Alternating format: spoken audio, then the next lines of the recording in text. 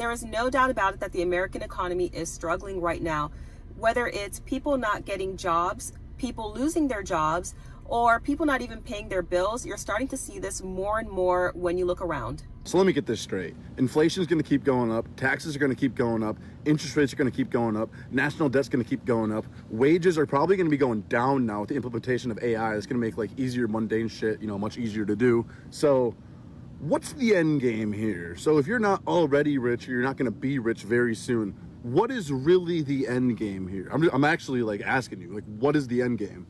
So I just got my Ameren bill. Mind you, I live in Missouri. Single household, so it's just me, my dog, my 2 cats. House isn't huge, not even, it's normal, right? 3-bed, 2-bath, nothing crazy, like a little under 1,700 square foot, like literally nothing crazy, right? My bill, $282.99. Carla Joe, vacation's over, girl. Vacation is over. Where are the brothers at? But honestly, when does it end? When does it stop? $830.27. Anybody want to guess what that is?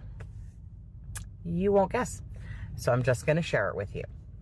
That is my electric bill this month. Okay, full disclosure, that is less than last month. Our bill last month was $1,130.98. I'm sorry, it's insane. That is my mortgage payment plus more. Okay, I don't know how anybody is expected to pay that. So, I mean, our house is big. It's not huge. It's not a mansion. It's about 2,500 square feet, 5 bedrooms, 3 baths. We had 5 children. Our bills with our children, all 5 living at home, were between $400 and $700 a month. So we have called the electric company. They've come out. We live beside a restaurant. We were adamant that we were paying the electric company's bill also. I mean, it's ridiculous. Who can afford even $400 a month for electricity, but they expect us to pay $830 or $1,130. So, yeah, I logged in this morning to see what our bill was when it was due, $830.27. So we got our electric bill for the month of July, $650. For the month of June, it was $560. For the month of August, if it keeps raising, our electric company, CenterPoint Energy, they're pieces of, we will have given them $2,000 in 3 months just for our electric bill. I can't afford that. And if I can't afford that, I can't imagine other people and what the they're paying. This is bullshit. Like they're forcing us to not pay our bills so that they can force us out of our houses or something. This is absolutely bull. I think there's a lot more people that's not paying their bills than media wants you to know. They've been real quiet about this issue. And I'm not talking about utilities like necessities. I'm talking about, I really don't think there's a lot of people. I think there's a lot of people that's not paying like medical bills, their mortgages, credit card bills, and any other bills, you've accumulated other than like water, electricity, and gas. Because I don't think the American government wants people to get the idea that if they stop paying their bills, nothing's going to happen. But I think that's what's happening. I know that there are a lot of people who stopped being able to afford their mortgage, and they're still in their houses, and it's been 2-3 years. Because whether they admit it or not, we've been in a recession for years. And I think once the rest of us realize that, wait, I stopped paying my credit card bill and really nothing's happening other than it's messing up this phantom credit score and everybody's credit is jacked up. So now what? I think a lot of people aren't paying bills. So, I mean, I stopped paying some bills. I'm like, I ain't paying this mess. Shoot, put it on my credit report. I get it off. Have you guys stopped paying your credit cards yet? Because I promise I am about 2 seconds away from not paying my credit cards. Literally, just the thought of going grocery shopping makes me sick. Like, how the hell is anyone even affording anything right now? My husband drives a 2017 GMC Sierra, and it's $240 to renew his insurance. And we still had to pay $195 on top of that for the last month's insurance. Let's not get started on electric and how much it's going up. I just got a notice saying that our water bill was going up, and my electric company keeps on playing games with us. So with that being said, I'm literally 2 seconds away from not paying my credit cards no more. Because at this point, I got my house. I'm not financing a car. I can't refinance this house because my credit's so freaking shot that it doesn't matter. So I'm really about to say F them credit cards and not pay them. Am I the only one? You know how I know America is struggling? It's been about 14 days since I had one single job. I went a whole year working at least 1 or 2 jobs per day. And now, 14 days, nothing's changed. Everything's good. I got good reviews. Everything's, I'm a handyman, so do yard work, electrical, all sorts of stuff. 14 days, I have not had one single job. Nothing's changed. Everything's good. I'm getting clicks. I'm getting, everything's good. That tells me that Americans are going super broke. They're trying to do things themselves, which is fine, but 14 days, not one single job. The struggle is about to get real, y'all. And I want to share a quick story. The other day, I got a phone call and it went to voicemail. I didn't recognize the number. The phone call was for a company that we worked with back in 2018. They contacted us and asked if we are in the market for a new home and if we need a home inspector to please go ahead and give them a call. So when we got that call and we listened to the message, we really thought, wow, people are getting pretty desperate right now because we have not heard from this company all this time. And all of a sudden you're reaching out after this many years. 2018 was a long time ago. You're contacting us to see if you could potentially get any work from us. Wow. I mean, that was a shocker, but that's kind of what you're seeing nowadays. You're seeing people really hurting for work and they're doing whatever they can to make ends meet. I am afraid. I'm not even gonna lie. I am afraid of not being able to pay my rent. The electric is going up in the state I live in. Gas, car insurance, medical insurance doubled. I am responsible for providing a roof over my grandkids' head. I don't know how I even got in this situation. How did I even get here? My landlord told me straight up, I'm raising your rent every single year. It's going to get to the point that I can't even pay it because I'm having a hard time paying it now. I cannot believe I'm even 53 years old saying this. Like, I was never afraid when I was younger at all, raising 2 kids all by myself financially, ever. I'm a grown-ass woman, and I am so afraid. It keeps me up at night sometimes. If I didn't have other people depending on me, I would not be afraid. I could just go anywhere. How are y'all saving money? Like, can someone please let me in on your secret? Because I cannot save money for the life of me. I cannot do it. I try so hard to save money. This is what happens. I get paid every 2 weeks. So when I get paid, I'll pay bills and I put money into my savings account, okay? I put it in there and I tell myself, okay, I'm not going to touch it. I got to save this money, whatever. Well, I have 2 weeks till I get paid again. So it is always something. Every time I put money in my savings account, I have to get it out for something.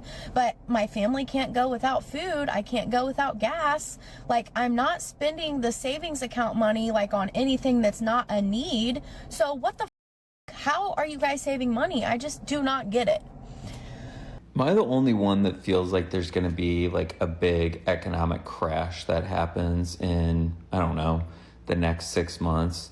Like, the jobs numbers don't make a whole lot of sense for like a really healthy economy. I know a lot of people are feeling the effects of inflation, what's going on at the grocery store. I know the stock market is really inflated, but it seems like it's very speculative, very AI driven, which I feel like there's probably some form of an AI bubble. Not saying AI is not important. I just don't understand some of the valuations that are put out there. It seems like a lot of stocks are inflated because of buybacks and stuff like that.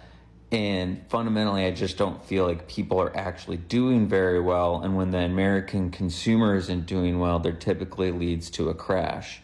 I have a question for everybody who like lives in the city, lives in a house, pays mortgage, works, does all the normal things. I've been out of the system for about 7 years now. Do you have a game plan for when the systems all collapse?